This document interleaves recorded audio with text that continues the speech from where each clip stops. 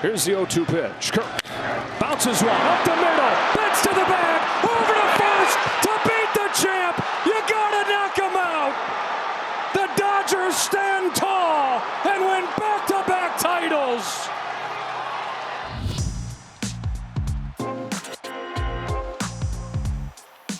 From MLB.com, this is the Morning Lineup Podcast. I'm your host, Matt Monaghan. Today is Sunday, November 2nd. And as famed sports writer Red Smith once said, the art of fiction is dead.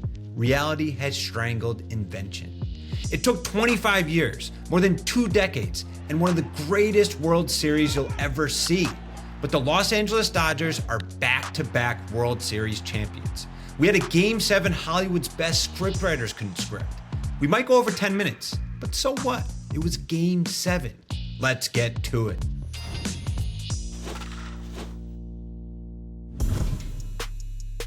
There's a reason they call the World Series the Fall Classic. And this one, with the help of last night's Game 7, might have outclassicked almost all the 121 played before it. Saturday night's final game featured the two-way unicorn Shohei Ohtani versus the grizzled veteran Max Scherzer. Both threw 2 scoreless innings to start off the game. Scherzer went 1-2-3 through the top of the third, but in the bottom of the inning, Ohtani ran into some trouble. The hobbled George Springer somehow singled, his second hit of the game. Nathan Lucas sacrifice bunted him over to second, and then Vlad Jr. was intentionally walked. Bo Bichette, another hobbled Blue Jay, came up to the plate with 2 men on. That was a mistake to intentionally walk Vlad Jr., because baddie and all, Bo went big fly. His pitch to Bichette. Swinging a fly ball, center field, Edman back, looking up, that ball's gone! A blast from Bo Bichette, and the Blue Jays start the scoring in Game 7. A momentous 442-foot home run that immediately knocked Shohei Ohtani out of the game.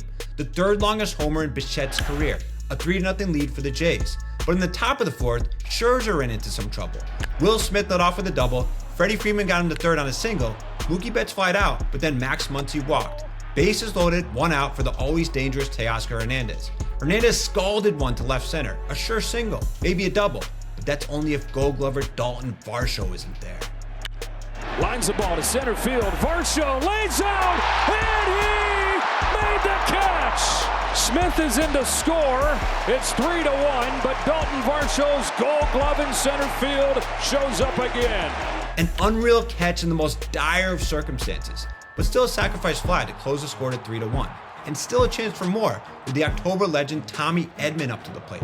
He lined one down the first baseline, but that's where another Gold Glover plays, Vladimir the Great. Hit on a line, diving grab! Vladimir Guerrero Jr. diving into foul territory to get Edman and end the inning. 2 amazing defensive plays to hold the Dodgers to just 1 run. Although there were no runs scored in the bottom of the 4th inning, we have to talk about it because we nearly had a Game 7 brawl. Andres Gimenez came up with 1 out and kind of, it looked like, tried to stick his hand out to get hit by a pitch from Justin Robleski. And then, on the very next pitch, Robleski did hit Gimenez. And whoop! And that one hit him for sure. 96, and Andres Gimenez having words with Robleski. Robleski charging him, and the benches are clearing. Dugouts on the field. Robleski held back by Muncy, and the bullpens are clearing out as well in Game 7 of the World Series. Hey, these are tense times. Both benches were warned and the inning ended a couple batters later. No harm, well, some harm, but no runs scored. Still 3-1 Jays. The Dodgers threatened again in the 6th and scored on a sac fly by Tommy Edman. 3-2 Blue Jays, creeping closer. But in the bottom of the frame, Ernie Clement, who's turned into Tony Gwynn this October, hit a single off starter return reliever Tyler Glasnow. Clement stole second, and then, after looking like he might bunt for the first few pitches, Andres Gimenez did not bunt. 3-2, Gimenez into right center field. Hernandez will not get there. And it's 4-2 Blue Jays. Andres Gimenez out of the 9th spot one more time. 4-2 Blue Jays. The Jays countered Glasnow by bringing in Trey Savage for the 7th inning. He looked a little shaky coming out of the pen. He walked Shohei Ohtani to lead off the inning. Will Smith flied out to center, and then Mr. World Series Freddie Freeman stepped up to the plate. And then there was that Toronto defense again. There was Vladimir Guerrero Jr. Chop toward first. Vladdy, gloves, throws to second, one. Throw back to first. Double play!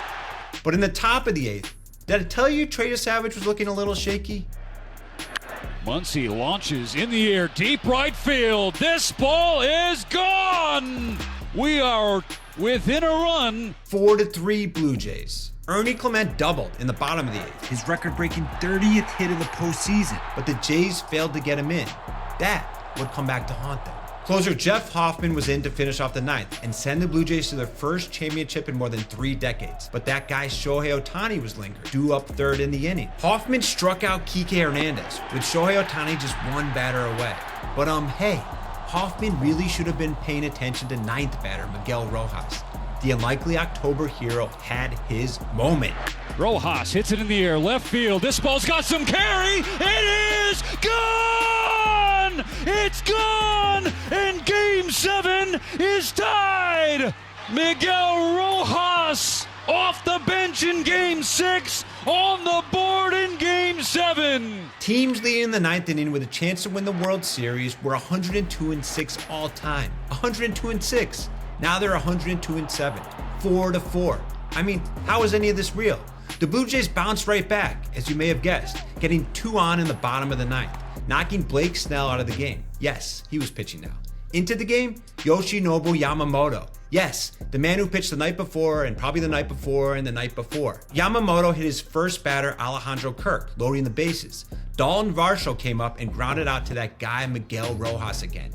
And you wouldn't know it from his last at-bat, but he is a glove-first guy. Varsho, roller to second. Rojas comes home in time! And it's Miguel Rojas who ties it in the top of the 9th, saves it in the bottom of the 9th. The legendary Ernie Clement came up next with the outfield in, and he got a hold of one. But Andy Bajes, just subbed into the game, would not let this end, even if it meant bulldozing over his teammate Kike Hernandez. Clement lifts it in the air, left field. Kike Hernandez running back. It's in the gap. It is on the track. They converge. Bajes reaches up and makes the catch as he crashes into Kike.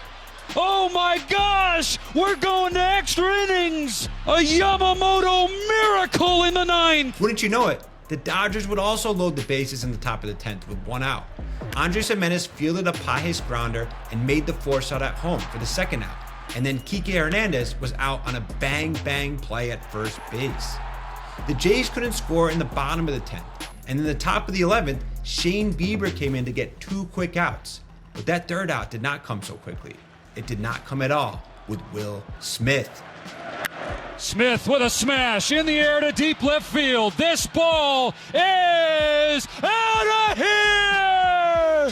Smith lets it fly and breaks the tie in Game 7. 5-4 Dodgers, their first lead of the night. Roberts stuck with Yamamoto to close it out in the bottom of the 11th, because why wouldn't he? Vlad Jr. led off with a ringing double, keeping the Jays' hopes alive. Isaiah Kiner-Falefa sack bunted him over to 3rd. Addison Barger walked, and then Alejandro Kirk came up with a chance to send the game to even more extras, or even win it all. But Yamamoto was just too good. Broken back, ground ball. Betts has it, steps on the bag. The throw to first, double play from backs against the wall to back. The Dodgers cement their dynasty. Dodgers, World Series champions, repeat champions. The first time baseball has had a repeat champ since the Yankees in 1999-2000. What a series. Whew, I need a break. How about you? We'll be back with some post-game interviews and reactions after the break.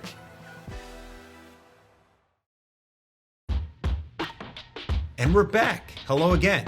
We're guessing you know who the MVP of this World Series was, but we're going to tell you anyway. He pitched 3 games, 2 starts, 1 on 0 days rest, and put up a 1.02 ERA over 17 2/3 innings with 2 runs allowed, 2 walks, 3 wins, and 15 Ks. He's the first pitcher with 3 wins in a World Series since Randy Johnson in 2001. I was not sure if I could pitch tonight until I went to bullpen, but I'm glad I was able to. I did everything I could. I was supposed to do, and I'm so happy that I was able to win this with this team. And how about Miguel Rojas? We have to hear from the guy who was barely starting and then saved the season for the Dodgers. I was never trying to hit a home run. I think this is the first home run against a right-handed pitcher during the whole year. And it came to the biggest part of my life and my career. Being the first team in 25 years to win 2 in a row, Dave Roberts was asked about dynasty talk post-game. We've put together something pretty special. I do know that. I'm proud of, the players, for the fans, scouting, player development, all this stuff. To do what we've done in this, span of time is pretty remarkable. And I guess I'll let the pundits and all the fans talk about if it's a dynasty or not, but I'm pretty happy with where we're at. While Roberts danced around it, Freeman is already ready for number 3 in a row next year. What's so cool is we get to use the same narrative next year because the Yankees are 3-time back-to-back, so we get to use that same narrative next year.